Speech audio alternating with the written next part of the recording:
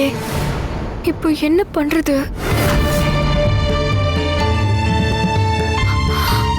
அவளை தேடி கடப்பாக்கே போயிடலாமா? துர்கா, இப்போ ஒரு சதிகார கூட்டமே உன்னை சுத்தி வளைச்சுக்கிட்டு இருக்கு. உனக்கு உதவி பண்ண நீ கூப்பிடாம வரக்கூடாதுன்னு சத்தியம் பண்ண. அதனாலதான் உனக்கு எந்த ஆபத்தும் வந்துடக்கூடாதுன்னு கையில கயிறு கட்டி விட்ட. ஆனா அந்த வீணாவுக்காக நீ அதையும் அவுத்து கொடுத்துட்ட. நான் உன் பக்கத்துலதான் இருக்கேன். ஆனாலும் நீ கூப்பிட்டும் உன் முன்னாடி வர முடியாத நிலைமையில இருக்க.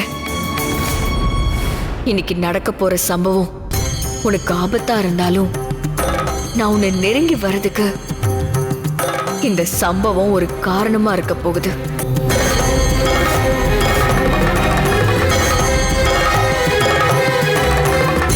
இப்போ நம்ம கனகாவை தேடி கடப்பாக்கும் போக முடியாது. நேரமும் ஆயிடுச்சு. இப்போ வீட்டுக்கு போயிட்டு நாளைக்கு போய்க்கலாம்.